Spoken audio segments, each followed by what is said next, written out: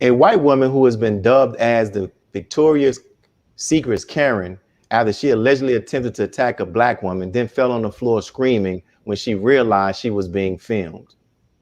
Excuse, now you are, oh my God! You, oh my God! Do you see this? Oh my God, I never thought nothing like this would happen to me. She just tried to run and hit me. And now she, did you see her? You saw her, right? They all saw her. Oh my God. Karen had a breakdown. She tried to hit me. Ask your workers. She tried to hit me. So we're here, and joining us, we have our monthly, I'm trying not to, I had to laugh. We have our commentators, our attorney, Saddiyah Karriem, and our brother, Dr. Gary Clark. Thank you all for joining us, and we'll get right to it. So we'll start with you, Attorney Saddiyah. You know, with this, what is going on, we're seeing an increase of these kind of incidents involving white women calling the police and playing the victim when they are really the aggressors. And so my question is, should these incidents be considered lightweight hate crimes? Absolutely, they should be considered lightweight. No, not lightweight, major hate crimes. Because what you're seeing is the weaponization of the white woman's tears. You know, we can go to 1921 when we dealt with the Tulsa massacre. It started with the white woman's tears. We can look at what happened to Emmett Till. It started with the white woman's tears. And so it's a psychological weapon, emotional and psychological weapon that white women use, you know, with their privileged self to make it seem as if the accuser is the one that's in the wrong and they're the victim. And what ends up happening is these white women's tears inflames the white man for him to do something and look down on the black woman or look down on the black man. And, you know, with a little bit of the backstory, the police officers have not done anything, because if you look at that video, that white woman tried to assault that sister. And then when she realized that she was being recorded, that's when she went into using her weapon. And the only weapon that she had was her tears and her fake femininity. And so, you know, there's a so-called investigation, what's going on. But the reality is the white woman has been using this as her weapon of choice for centuries on the black man and the black woman. Wow. Thank you. Thank you. And what do you have to say, Doc? Well, you know, I concur 100% with Attorney Saddiyah, and because the reality that is a combination of institutional and individual racism.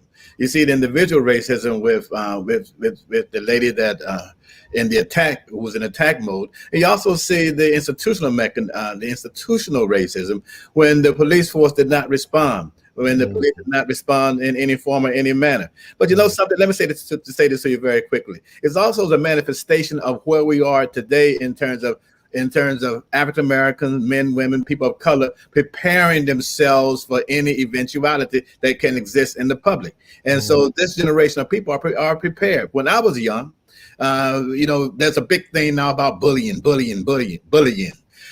We in my generation, my folks used to say, when I grew up, we used to say bully.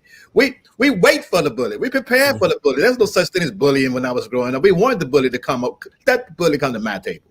Well, that's what this generation of individuals are saying right now. Bring the bully on, because we're prepared to film you, to demonstrate you, and to protect ourselves. And so it's a whole different ball game out there now when you bring that sort of effect on people of color. Wow. Great points by both of you all. And my next question, Sister Saddiyah, you kind of touched on this, but I want us to delve more into it, because historically, white men have been the focus when it comes to racism and white supremacy. But from your perspective, can you talk some more about it? What has been the role of white women and white tears, the role that they have played in the oppression and even the murder of black people in America? You know, white women experienced oppression too, and lack of power. And so, you know, using their femininity to their advantage, as opposed to looking at the black woman. We know we had, you know, blackface, and we made into caricatures, you know, the black woman as the sapphire, who is the belligerent, angry black woman. And that's the propaganda that has been spread about the Black woman. So you don't really want to protect the Black woman. You don't want to take care of the Black woman. She's the enemy. And so when you look at this helpless damsel in distress, that is her power of choice. And when she wants to use her white privilege or her white supremacy over the Black man and the Black woman, then she taps into that particular weapon of choice. And because of, like Dr. Clark said, because of social media and being able to record it, now we have to, because had that sister not recorded that incident, then she would probably been the one arrested. And so that's the sad reality that we're dealing with, that the Karens and the Kens are being exposed, but they're still bold with their weapon of choice. Doc, what do you say? Well, as a Southerner, we understand that characterization. We grew up in the South. When I was growing up, there was an expression that the Anglos use, in particular Southern women: free, white, and 21. that was indeed a manifestation in terms of the power and authority that they had in Southern society. And so, yes, white women have always understood their position in American society. And yes, there have been periods in when that they suffered and were not accepted into the mainstream American society. But there are indeed nuanced differences, and I shouldn't even say nuanced differences, grave differences in terms of their acceptance versus the acceptance of people of color, male or female. Wow. So, both of you have shared about the role that white women have played in the oppression of Black people, and what has been this video has given us a glimpse of what Black people experience, because now, as you said, Doc, we're prepared and they have the videos, but this has been going on for centuries, as both of you all have noted. So this is a two-part question. I'll start with you first, Attorney Saddiyah, and then we'll come to you, Doc. So, Attorney Saddiyah, from your legal perspective, what can Black people do to address situations like this? Because this won't be the last incident, like this. Well, in this particular incident, she did the right thing. She, although TikTok and all the social medias took her video down, exposure. You gotta pull back the cover on this type of behavior and expose these people. Just like the brother who was bird watching and the woman came and used her white tears as a weapon. You gotta expose these people, because what happens is when you lose loss of economics and loss of face, that's what they do understand. And if you listen to that woman, in the end, she was afraid that her job was going to see her. That's why she did her whole song and fake dance, and feign mental health, which she really didn't have some mental disability. Her mental disability really was white hate against the Black woman. So you just have to continue to expose this and video record it, And if, in certain situations, you gotta, with the police department that's involved, you gotta put the pressure on them to file criminal charges against this woman. Thank you. And Doc, you have wealth of experience from the political field and political science. So is there anything that Black people can do politically in terms of policy to address this? Well, policy, we can do we can put all the laws together that you want. Laws, you can put as many laws on the books that you so desire. But guess what? There's something called policy.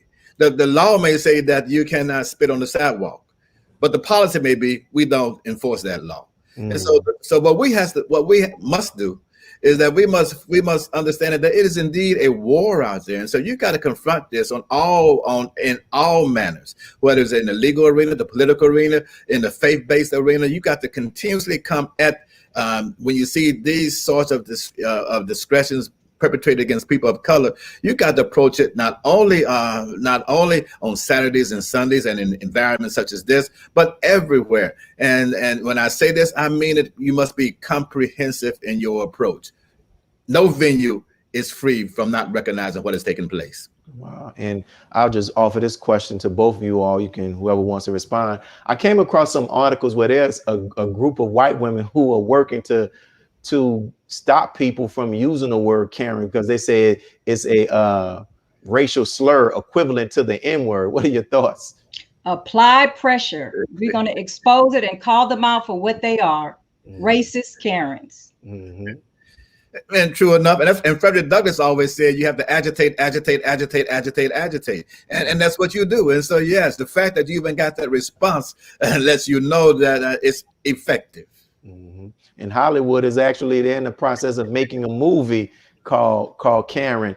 And the thing is like interesting, it's like you continue, it's like every other month is one of them. The woman calling the police because the people were barbecuing, the brother who was bird watching. And oftentimes you see with our people, you know, most of them have been like real forgiving. Like the brother who was in the park is like, he hated that she had to go through this. And even the guy with his son, the lady said his son stole the telephone. Just climate. Like why?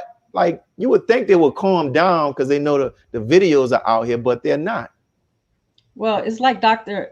Clark said, you look at policy versus what reality is. The woman who lost her job with the guy watching the bird, you know, she filed a lawsuit against her employer for firing her. Wow. And the reality is she may get a settlement. So it's the institutions that back up this particular type of behavior. You know, we expose it, but they continue to back it up. So there's no need for individuals like this to stop these actions. So I want to ask you, so should they lose their job? Should they be fired from their jobs for something that, like she did this in Victoria's Secret? Should she be fired from her job if she has one? Well, there's something called moral responsibility, moral dilemma. And so is this indeed a moral dilemma for the majority culture in our society? Is this, and I would suggest that no, it's not a moral dilemma. The dilemma is how much does this affect you financially? And is it an economic dilemma? That's what determines the morality for those people who sit on that side of the equation. I would suggest as well that you asked earlier about what happens with this, you use this with real forgiving, what's that, adverb of man or whatever it may be, but real forgiving. But what happens when the forgiving stops? When the forgiving stops, then you can rest assured that you're going to see a fundamental change in American society. That's right. And the bottom line of this particular crime is they don't want to take accountability. What do you all think about Victoria's Secret? They issued a statement on it. What are your thoughts on that? Well, Victoria's Secrets. I mean, we all understand the cycle. You do this, but now that they at this point, you know, old school civil rights leader would say, okay, it's time now that you issued a statement. Okay, well now we want what some would say retribution, not retribution, but we want for you to make some sort of contribution. Should I say? And so forgiving is one thing, and now we want to see where are you going to invest your dollars to show that you demonstrate, to show that you are sincere. And there are plenty of pockets in the African American community where this is available for them to invest. And I guess being that she wasn't an employee of Victoria's Secret. So what do you think, sister? You know, I read their statement. It was so watered down and so neutral that it was just really entirely ridiculous. I mean, it's apparent on his face that the woman came after this African-American woman and then feigned like she had some type of disability and did exactly what she was supposed to do. So they needed to really speak out against the racism, but they didn't. So they failed. Yeah, in the history we have it, like you talked about the Emmett Tills, and I was reading a very good article that was talking about this whole phenomenon about Karens, and they ran through a list of white women who were doing things and with their tears and it negatively impacted Black people in the Black family. You think about Tulsa Wall Street. It was a result of a young white girl screaming, and they used it as an opportunity to come and destroy this progressive and very successful Black neighborhood. So we thank you all for your comments on this particular subject. We're going to get ready to pause to hear some announcements from our next sponsors, and then we'll be right back to talk about the protests for democracy in Cuba when we'll be right back here on NNV News Network. Be a part of the force that powers truth in journalism. Go to nnvnews.com/donate. Worldwide, 24 hours a day, 7 days a week. Download the Final Call Radio app and take us everywhere. On your phone, on your computer, on your tablet, on Instagram, Facebook, and Twitter. You can also log on to finalcall.com and click the Listen Live button, or finalcallradio.com. Final Call Radio, the official voice of the Honorable Minister Louis Farrakhan and the Nation of Islam. Please share your thoughts with us in the comment section below. Follow us on social media at NNV News, and please subscribe to our YouTube channel at National Network View. I am Anissa Muhammad with NNVnews.com.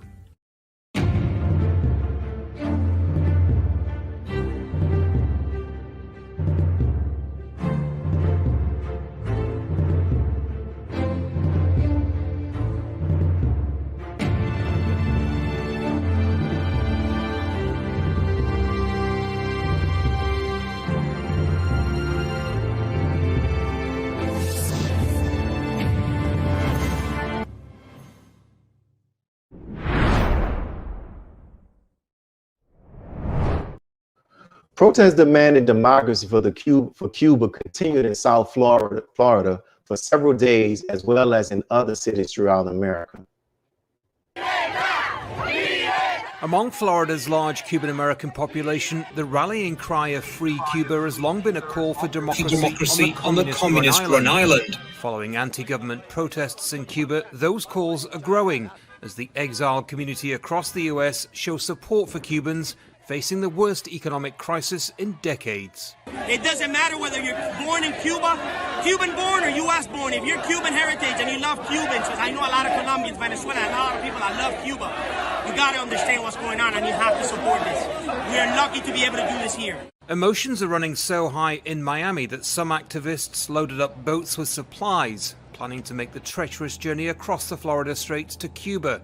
The U.S. Coast Guard has warned against illegal crossings. The U.S. Secretary of Homeland Security, Alejandro Mayorkas, fled Cuba as a child and warned those potentially planning to leave Cuba not to come. So we're back with our guests, and we're going to talk about this, these protests. So in an article that I read titled, "The Internet is," it was on the internet, the title, there was an article on the internet about the Cuban protests, right? And they talked about 3 reasons for why these protests are taking place. 1, they said, is because of Cuba's economic collapse. 2, the restriction of civil liberties. And 3, the government's handling of the pandemic. Now, as I read the article and other articles, I just couldn't get past the impact of the embargoes on the country of Cuba. So my question to you all, we'll start with you, Dr. Clark, and then we'll go to Attorney Karriem. Does America play a significant role in these 3 causes that are causing the unrest, or is it solely the responsibility of the Cuban government? Oh, 100%. And not just, I mean, this is your neighbor. And America, you know, is the hidden hand, and the hidden hand exists, whether it's in Cuba, whether it's in Haiti, whether it's in parts of the Middle East and other parts of South and Central America. Yes, the hidden hand is there. And it's not a conspiratorial. It's the fact that America supports the quote unquote democratizations around the world, and to export American style democracy. And so, yes, it takes place, but all countries do this. All countries fight to have a, when I say the superpowers do this, to have their hand. It's a question. It's like the pluralist model. It's molecules fighting, moving against one another. They're all fighting. And so, yes, it exists. And yes, America does play a role. And theoretically, it's the hope and expectation, according to those in current power, that we're seeing the fruition of what's taking place in terms of the embargo over the past 35, 40 years. Attorney Karriem? So again, yes, it's the hidden hand, is throw the rock and hide the hand. So America is probably the #1 cause for the reason why they're protesting right now. If we look at the history and go back, we saw that, you know, America wanted to and saw their own president, right, have their own particular government. And Fidel Castro said, no, we want to be an independent and sovereign country. And what happened? Well, United States government said, if you don't want to do like I told you to do, then we're going to punish you. And so we're going to stop economic embargo coming into your country. We're going to stop other people from sending food and supplies and financial economics to your country. Those who love us, they're going to turn their back on you. And so now you have this country who is starving, who their quality of life is diminishing. You've seen in the past 2 weeks the uprising of COVID. Now, another thing is Cuba had their own vaccine. And in particular, their vaccine helped build up the immune system of those who were taking it. And so they don't have the necessary supplies in order to administer this particular vaccine. There was over 184 countries who voted in favor of a UN resolution to stop the economic embargo. And it was the United States and Israel who wanted it to continue. $130 billion have been lost to Cuba that, you know, have not been able to receive it because of this particular economic embargo. When we had President Obama as our president, you know, he opened up diplomacy between Cuba. He allowed the travel to go back and forth, and Cuba was starting to see the quality of life increase. And we got to remember, 1/3 of Cuba also is of Afro descent. So you have a lot of things going on in Cuba. And right now, the people that are protesting, they're feeling the effects of the abuses of the American government. Wow. And, you know, I remember reading Randolph Robinson's book, The Debt. And he has a chapter which really talks about the impact that the embargo has on the Cuban government. So I would encourage our readers to make sure that they get that book as well. Now, in preparing for this interview, I came across this article where the Black Lives Matter organization came under fire because, in short, the organization, it was calling for the U.S. government to end the embargoes on Cuba, but it also praised the country. And the people who were part of the protest took odds with that. And they were basically saying that the Black Lives Matter organization was being insensitive, and it wasn't even to offer such a statement like that goes against what they say Black Lives Matter actually stands for. And I'll come to you, Dr. Clark, and then we'll go back to Attorney Karriem. So is the Black Lives Matter's position right, or are they indeed letting the Cuban government off the hook from your perspective? Well, we should understand too that this is a very complex situation to a large extent. What you find is that the complexity is such that you have right-wing authoritarians and Floridians who find major fault with the Cuban government. And understand this, and so in the major fault that they have with the Cuban government is that we understand authoritarian style. Even the totalitarians the authoritarians do not care for the communists. Understand that, and this is a socialist government that is in power. So then you find them, and then you find that, as indicated earlier, that the Cuba is largely black, is a significant black population. Let me say this to you very quickly. There were three waves of Cubans that came to the United States of America. The first wave of Cubans that came in the 60s under the Kennedy administration, they were white, aristocratic, wealthy Cubans. They came under Kennedy, and there was the go-go 60s. Nobody paid attention to it. The second wave of Cubans that came to America were middle class, artisans, lawyers, doctors. They were brown Cubans. Now the third wave that came under the Carter administration, the materialistas that many of us are familiar with. Those materialistas were black Cubans, and so now you find that these waves, the complexity of race that exists in Cuba, and the totalitarian style government, the communist government, in conjunction with the Floridians who want to go back to Cuba and embrace their land and invert the situation which has taken place since the 1960s, is a complex of activities which has taken place. So yes, are the Black Lives Matter movement, are they right or wrong? Understand, the Black Lives Matter people come from the left wing of the political spectrum, but sometimes spectrums come together when riots and civil disobedience come into play. And then once that government is toppled, then you have to decide what sort of government you want. Propane, you may want to call it. Yes, sir. Attorney Karriem. And so what you see is a humanitarian issue. You know, Biden, when he put out his platform, you know, he said that he was going to open up diplomacy between Cuba and, you know, release some of these economic embargoes, but he hasn't, right? So who's really fueling that fire with propane, Dr. Clark?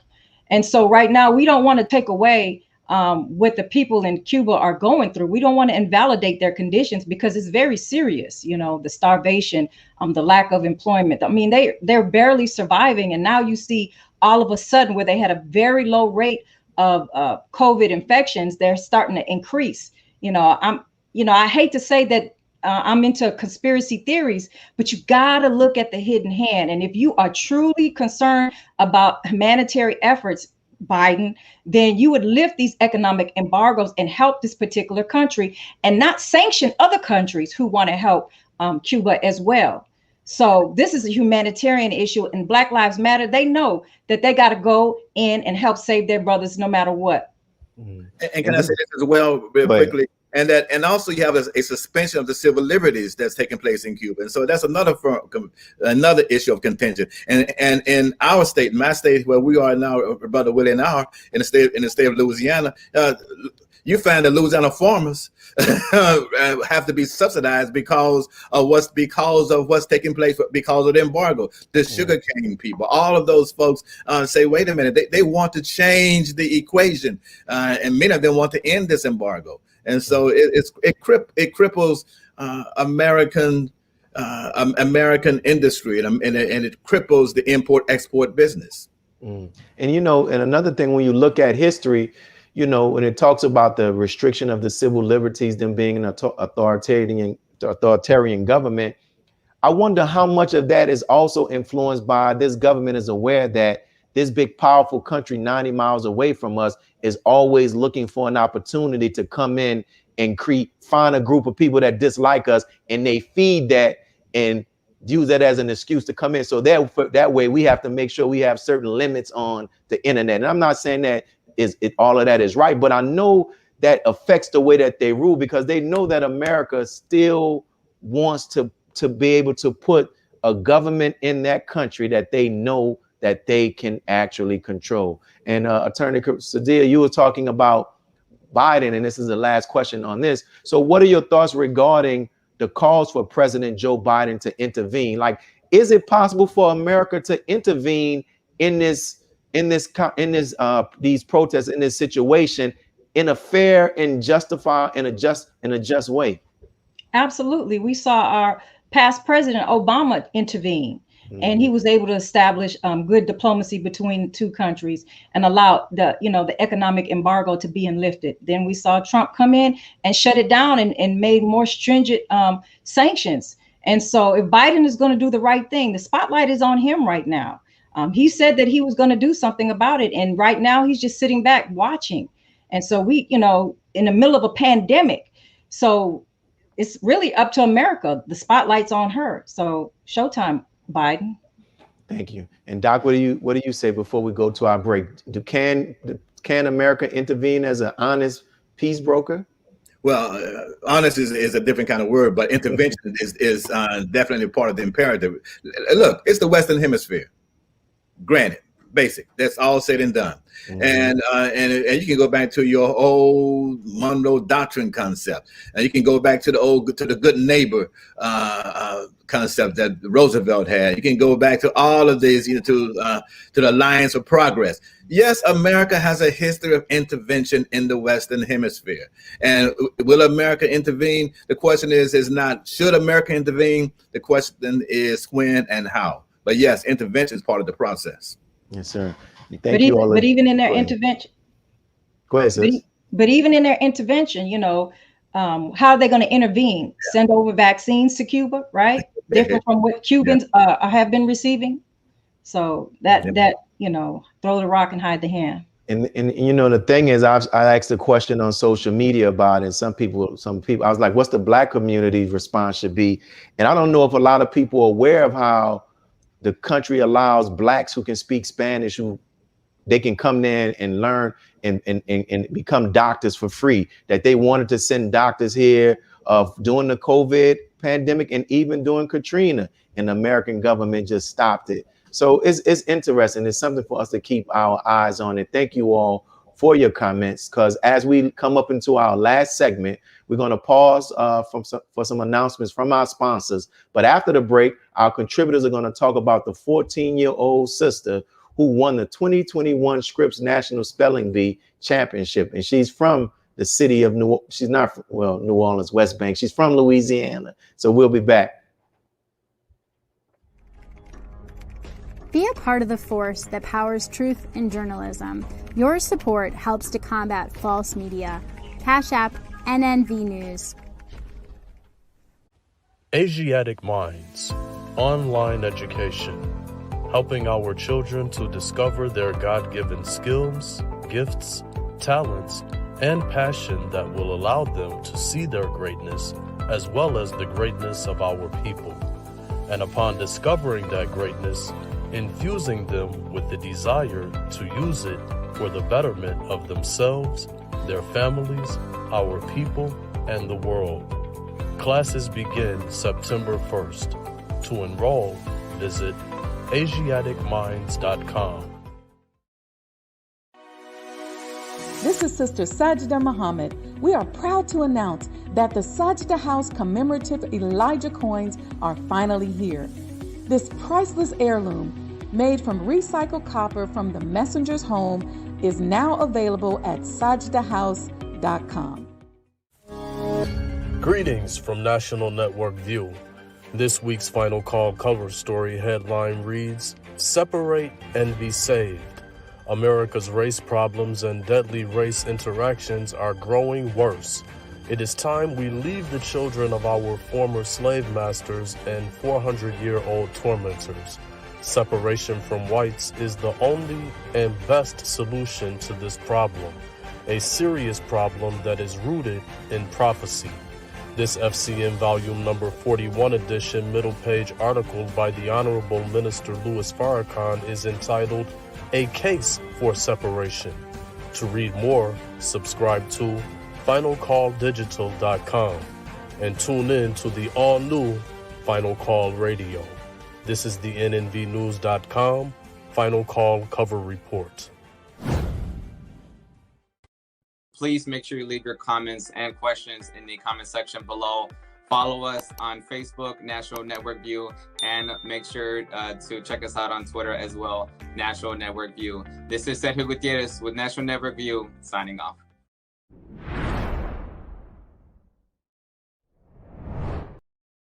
Last week, Sister Zalia Avant-Garde, who's a 14-year-old from a suburb outside of New Orleans, walked to the center of the 2021 Scripps National Spelling Bee stage and won. Zaila Avant-Garde, a spelling and basketball star from Harvey, Louisiana, beat out more than 200 others to earn the championship trophy. The final word that did the trick, Maria. And the champ up early this morning. Zaila, congratulations. Thank you. How you doing? We're doing great. How are you doing? I'm doing great. So here's the thing. You're the first African-American winner. You're the first winner from the state of Louisiana. And as I understand it, last year you finished 370th, and this year you win the whole thing. How'd you do it? A lot of hard work. And my tutors, they helped Coach Schaefer Ray, who's like my main tutor. And over the last few weeks, Sneha Ganesh and her mother Vijaya have been helping me a lot. And also a bit of... Wow, so think about that. So we're back with our commentators, and I'll start with you, Dr. Clark, then we'll go to Attorney Karriem. So just what do you think is just the overall significance of this young sister winning this spelling bee? Because I know you all probably came across some of the history regarding this as well. Oh, amazing. And amazing 100%. And just the fact, knowing her history and the fact that her dad changed the name, the surname, and Avant-Garde. And so, when I was growing up, they always said your name is your ambassador. And guess what? Your name is your ambassador. And it's an indicator sometimes of where you want to be and what you talked about earlier before we began about the naming of your child and what it meant. And so your name gives you a projection in terms of what you will be and what those who come from behind you will accept. And so yes, I think it's significant. It's powerful for the people of the state of Louisiana, for powerful for the nation, for not just people of color, females and women, but for everyone to see that you can multitask. You know, I wish that I had more than I had the skills that she has. But I can't sing, dance, do all those other et cetera like that. And so just as there's one skill or two that I have, then you make it work. And so I think it's truly outstanding. Thank you. Sis? Oh, I'm proud. I'm beaming for her family, and it's hashtag Black Girl Magic. You know, Dr. Clark said, you know, her name, Avant-Garde, meaning new and unusual. Wow. And so she broke the impossible for any little girl. And as he was saying, she's so multi-talented. You know, she has 3 Guinness Book World Records on dribbling a basketball. So not only is she athletically inclined, but she's a genius. She really is a genius. And, you know, I just commend her family, her parents, because they saw something in her and they facilitated that. You know, her dad asked her, you know, certain words to spell them. And he asked her, how did you know how to spell those words? It's because she read over 1,000 books. And so education, it was highly, and it is highly important in her household. So, you know, we've seen only one African-American in the United States. And many times it's because we don't have the funding. We don't have the encouragement or the motivation, or we can't see ourselves in that particular position.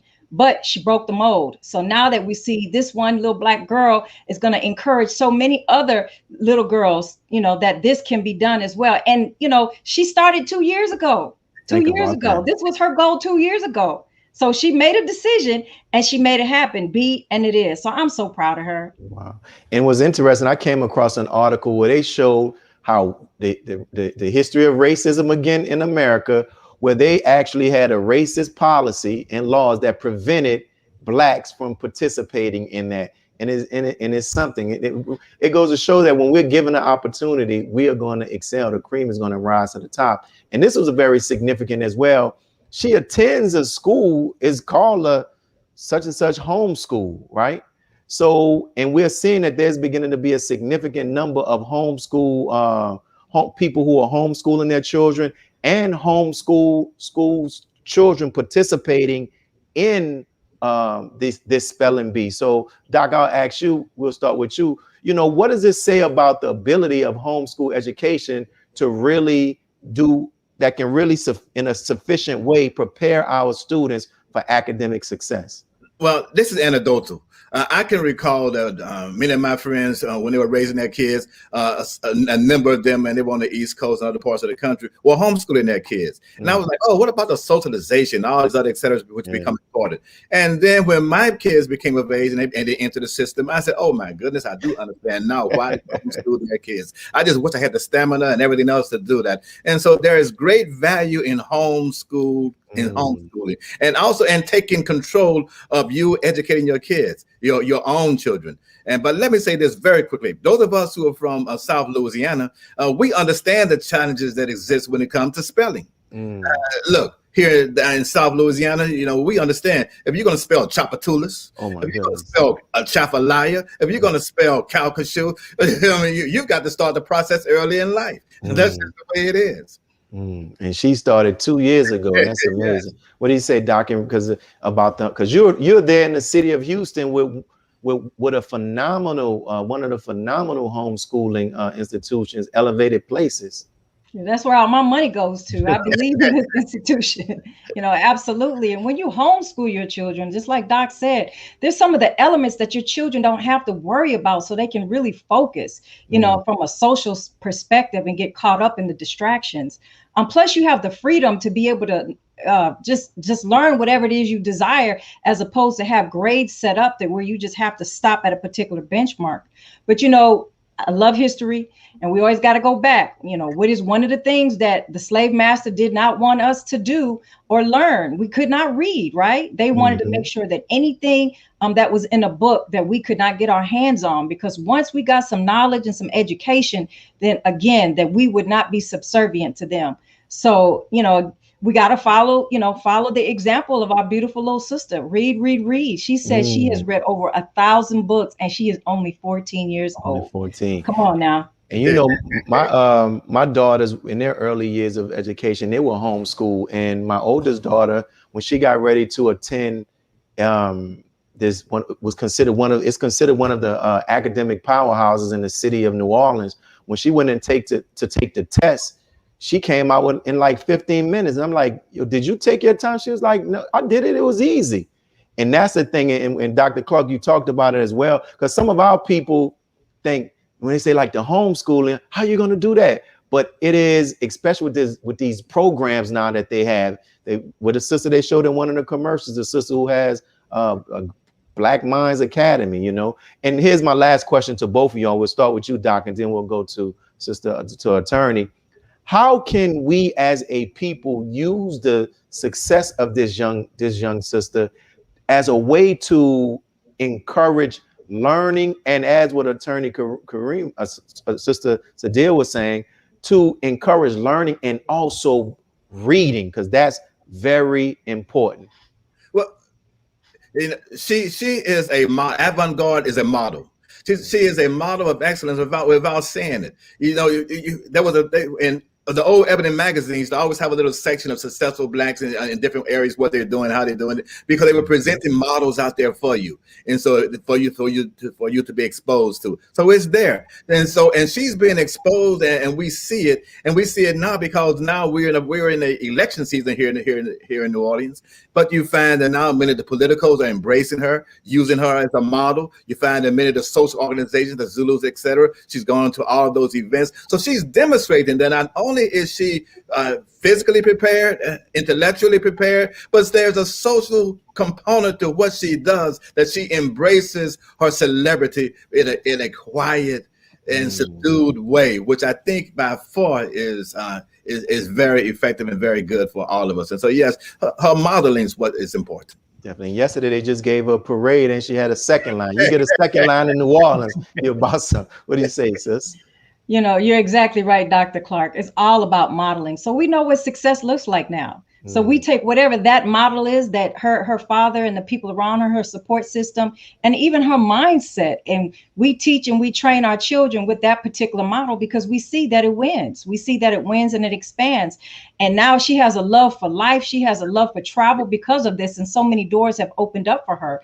And so it is through reading. It is through education. We got to teach our children that they can have adventures and travel the world and do many things. But we got to follow the model for success. And she's it.